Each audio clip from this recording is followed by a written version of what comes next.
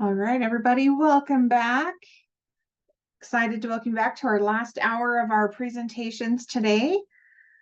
Couple reminders for those who are joining us. Have your camera off and your microphone muted if you would. It just helps with streaming quality. If you do need a certificate of attendance to prove that you're here for faculty development or any other reason, please message me your email address and I will send that along.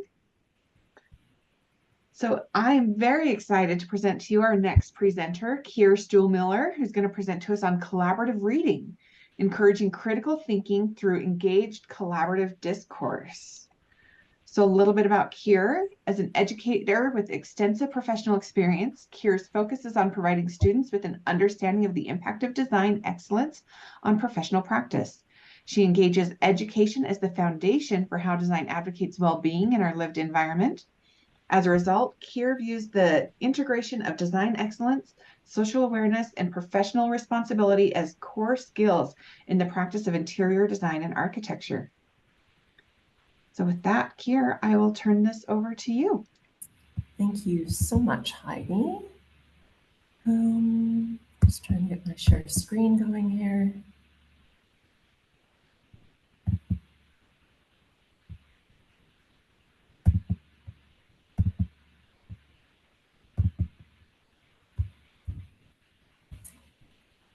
Heidi, did that come through full screen? It's full screen, so go ahead. Okay. Thank you. Just because of my setup today, I'll just let everyone know that I cannot see the meeting when I go full screen. So I'll rely on the facilitators as required to let me know if there are any chats or anything like that until we get to the end. So I'd like to just start with thanking the IDEC Pacific West Virtual Collaborative for today. It's been a great day. It takes a huge amount of effort to put a day like this together, but we really appreciate it. I mean, my colleague Nate was just speaking, and our ability to do this remotely and join is wonderful. So thank you for all of that. And then thank you to everyone who's still in attendance towards the end of the session. So that's great. And with that, I'll get going. I'm here today to talk about an initiative that I'm beginning called Collaborative Reading, subtitle Encouraging Critical Thinking Through Engaged Collaborative Discourse. And it's really at its early stages, so I'm excited to share it with people and potentially get some feedback. And we'll talk a little bit more about what that looks like, of course, over the presentation. My name is Keir Stuhlmiller. I'm an assistant professor at Mount Royal University here in Calgary, Alberta. And I do have an extensive background in both professional practice as well as teaching at the post-secondary level. And coming to Royal University has been amazing, working with the undergrad program in this department and sort of having new sort of initiatives that we're able to implement through this really innovative group. So I'm going to talk today about collaborative reading, starting with the inspiration for the exercises, then the intention for the skill set, the act of collaborative reading sort of broken down, and then building on momentum. And the image I have up is from one of the exercises that I'm doing this semester. And so I'll talk about those and I'll illustrate those really throughout the presentation today. So starting with the inspiration for exercises, really these collaborative reading exercises something that I've brought into Tools 1. Now in our department, Tools 1 is first year, first semester. So you have, students that are on the full gradient of potentially even having previous experience or previous education in design, to students who've arrived and are just raw enthusiasm and just trying to find their feet. So last semester was the first semester I taught in Tools 1, and the examples on the screen sort of illustrate we're teaching them hand drawing, so they're understanding sketching and line weight and line quality, your fundamental drawing types, axos, isometrics, perspectives. And so really it's that ground zero, like first skill set.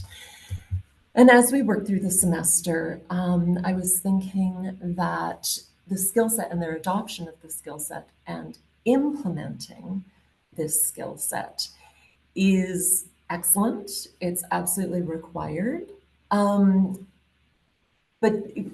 slightly divorced from everything else that's going on in the rest of their classes.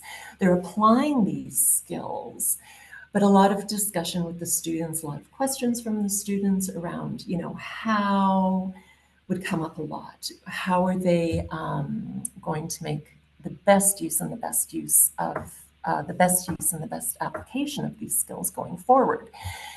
And so the course is co-taught. I teach with an excellent colleague here at MRU, and I wanted to bring in this idea of transparency of purpose and wanting to sort of get them to flex that muscle of the connection to the profession. I've practiced for years, and I think that one of the greatest gifts in school is when you, and your education, your design education in general, one of the greatest gifts is when you understand how what you're learning will apply as a professional and how it will pull you forward and make you the strongest professional that you can be. And so I was thinking about this relationship between these fundamental skills in Tools 1 and the assignments where we have them apply those skills. And thinking about it over the summer and really missing this component of group work and wanting to celebrate group work and wanting to celebrate the fact that in our profession, we function as a group, we thrive as a group, and we glean all kinds of insight from our peers. And that's a studio culture, and the studio culture is very strong. And just wanting to sort of expand that studio culture so that it's embedded in all of the skill sets that they're learning.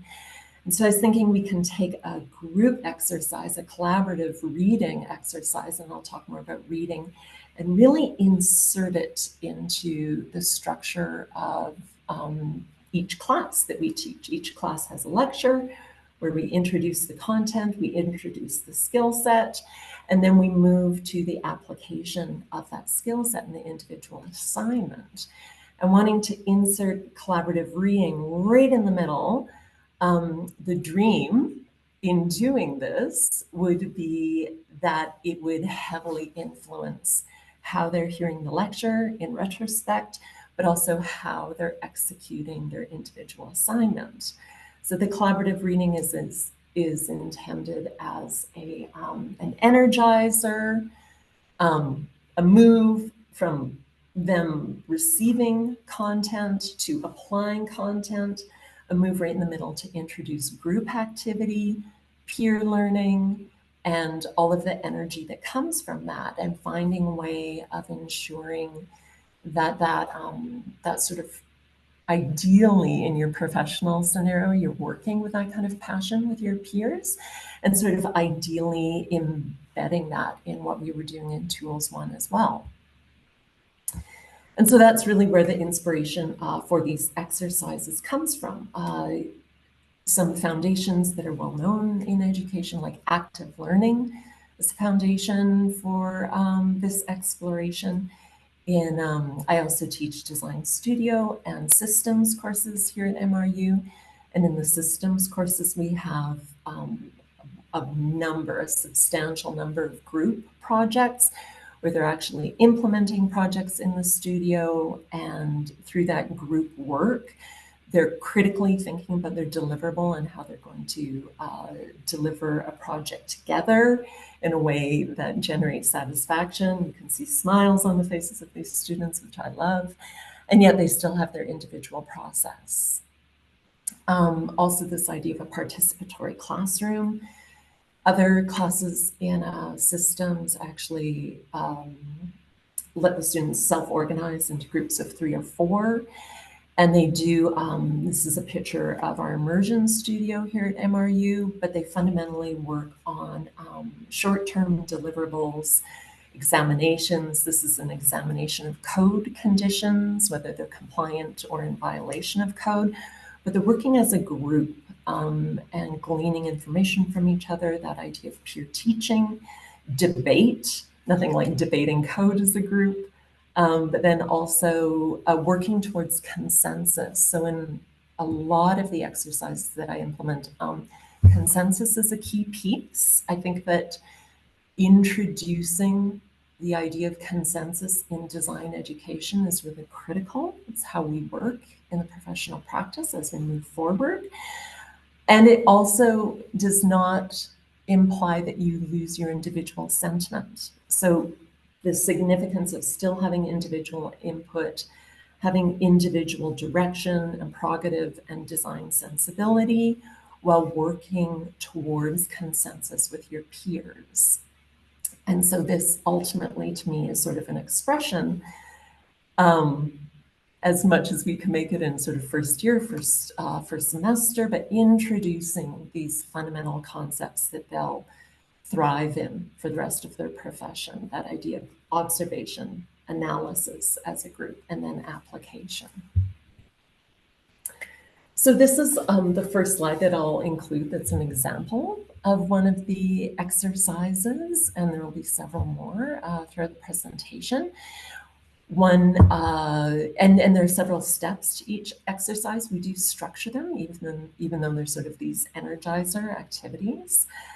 We will, when we're introducing the exercise, it's about a half an hour for each exercise, and we will put up a slide, sometimes one slide, sometimes up to 8 slides, giving them existing design to respond to. So for example, in exercise 2, we're having them read and respond to and talk about their reading of the notion of proportion.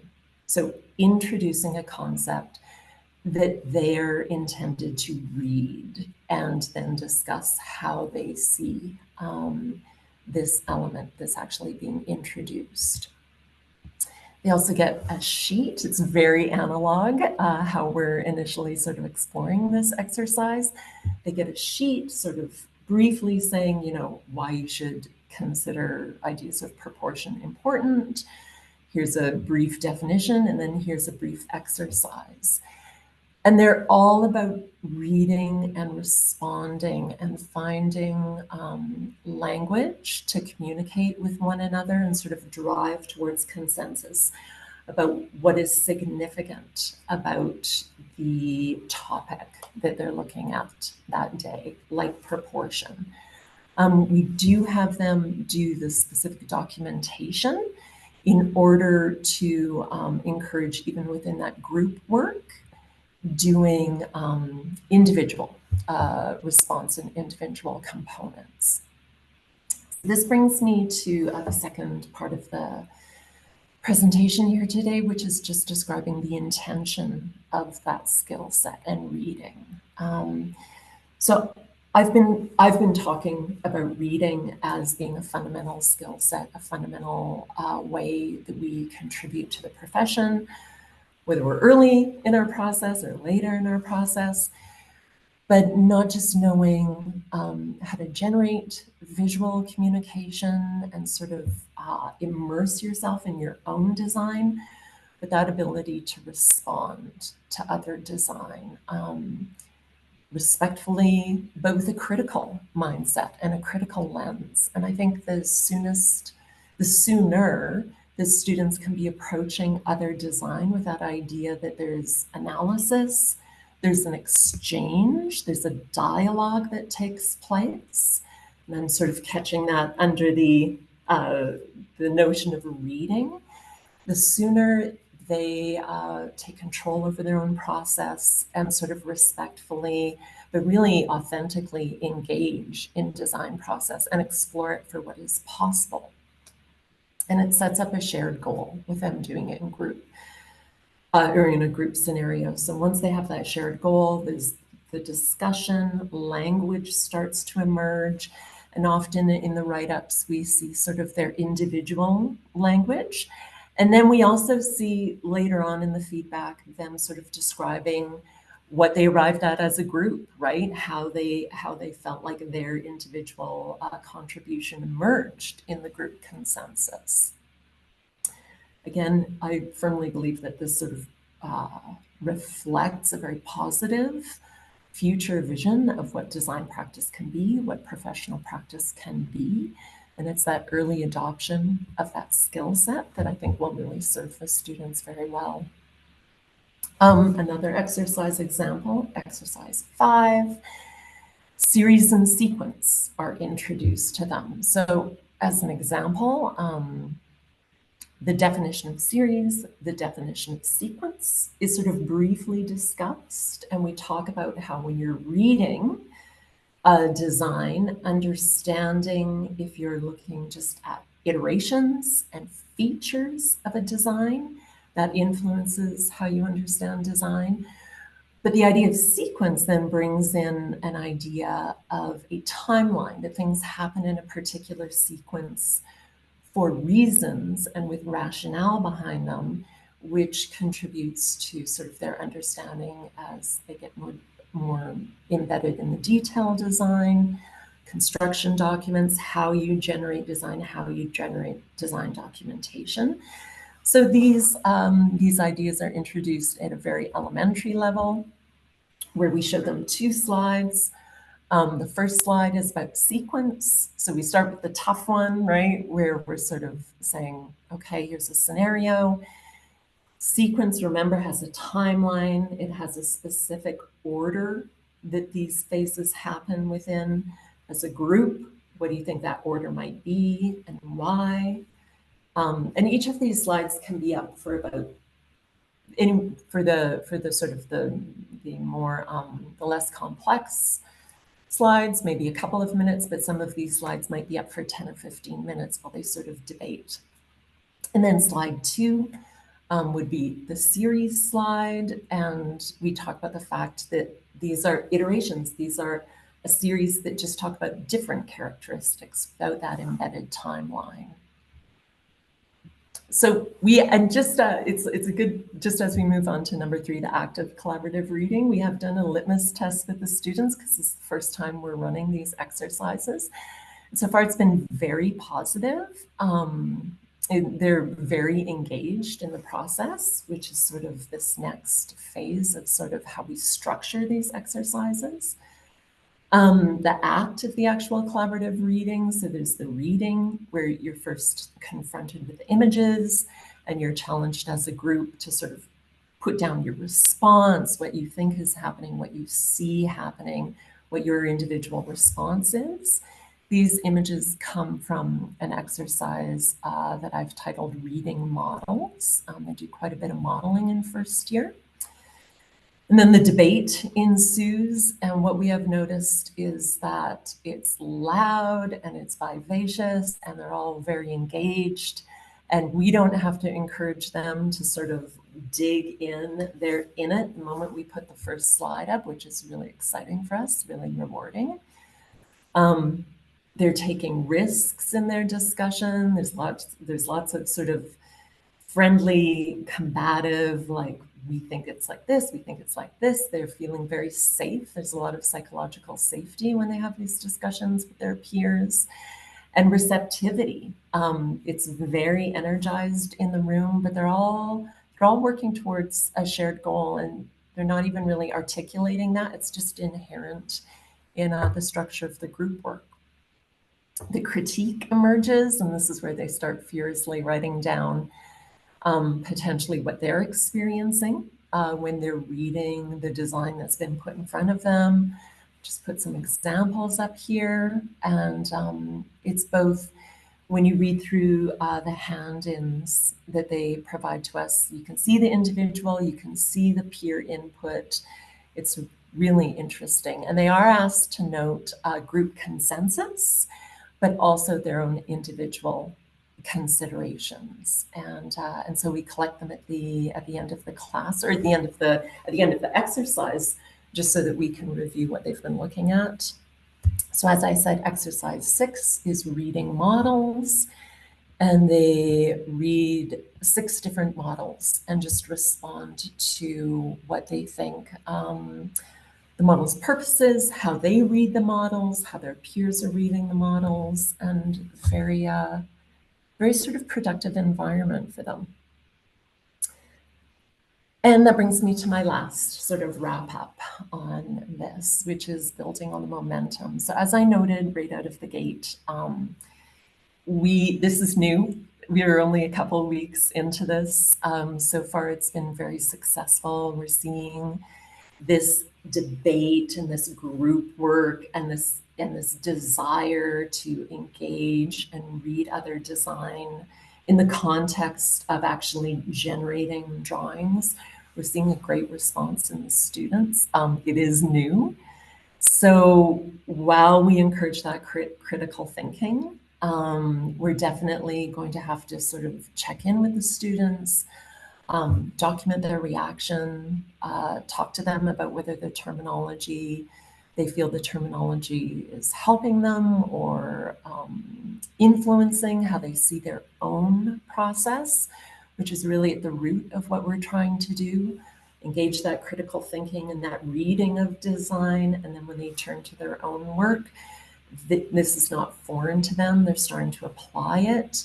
We see that within the scope of Tools 1, and we'll know a lot more by the end of the semester, whether or not it's sort of bleeding into their other courses as well. And of course, if it tests well over the course of this semester, we'll be doing some ongoing exercise development. So I thought I would just end by walking you through exercise 9 really quickly, which is about reading color. So they received this hard copy. Again, sort of there are no secrets. It's all about generating the debate and the discussion and the critical thinking with the students. So we give them some sort of starter points about why is being able to understand color important in design. We provide them with 5 of the fundamental color schemes. They're right there for them to refer to. And then we set it up working in groups of 4. You'll be presented with slides showing different color themes. We want you to circle the color theme that you think it is, but more importantly, we want you to jot down the experiential qualities that you believe this color scheme is communicating in the design.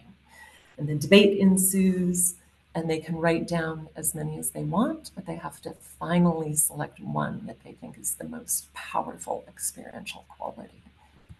And then they have 6 slides that go up. So in this exercise, each slide will probably be up for about 3 or 4 minutes. At the end of each exercise, we do a lightning round. So it's a come together. They've been debating and animated within their groups, and they come together. And one person in the group says, we thought this because of this, right? And it's just a lightning round where each group has about 15 seconds to give us their conclusion.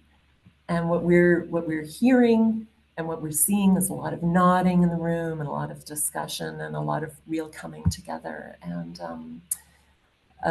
a lack of shyness in the room, right? It's very energizing. And then that rolls over into their individual assignments, and they continue to talk and debate during their individual assignments. And we have the feeling, although it's early days, it's a really positive impact in the course.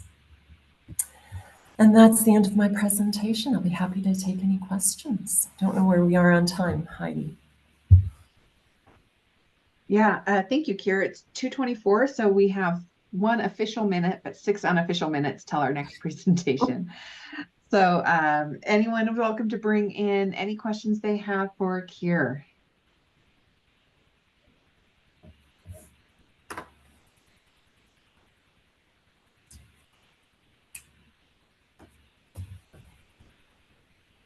I have a question.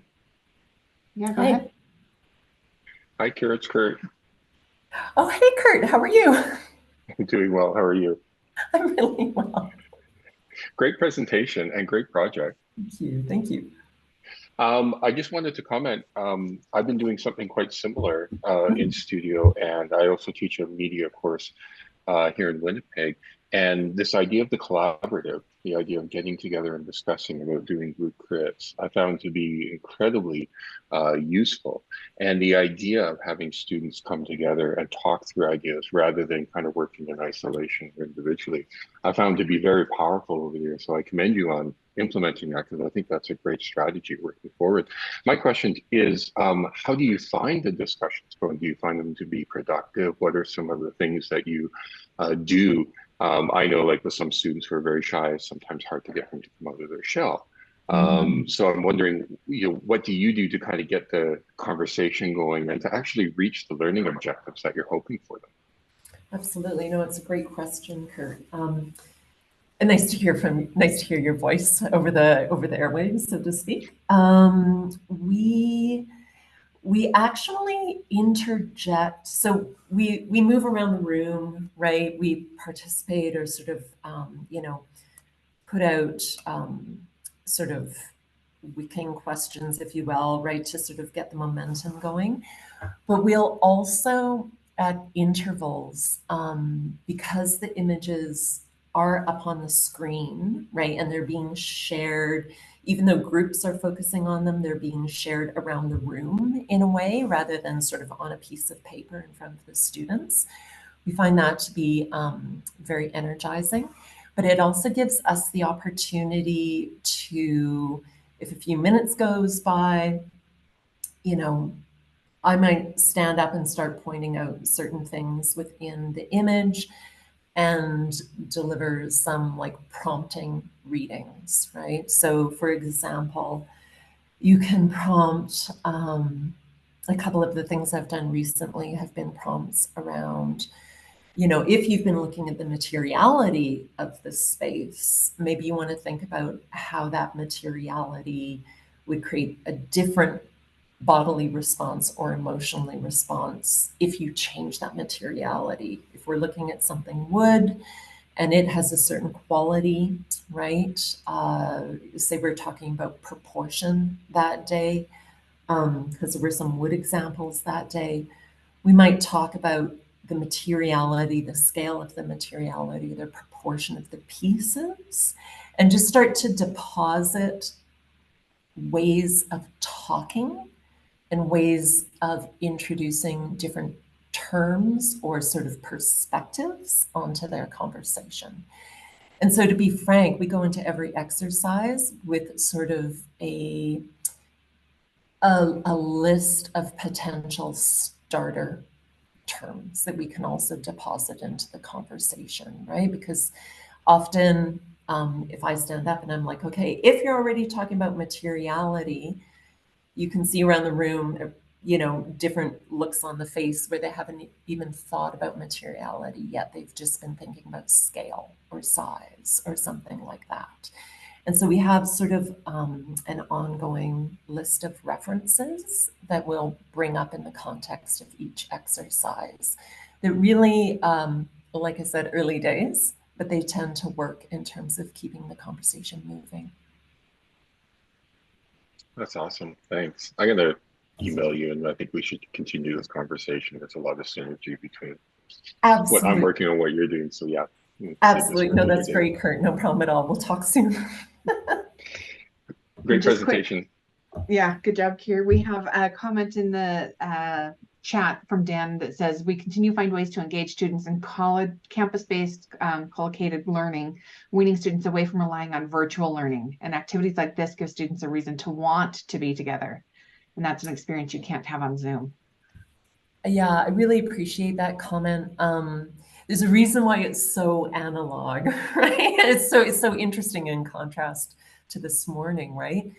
We really want this to be a very analog kind of moment, right, for them, where they're just, it's all about the energy that they generate with each other and not about looking anything up to answer the question, right? So I appreciate that comment very much. Thank you. Thank you, Keir. Appreciate your time. Anyone who wants, there's her contact information.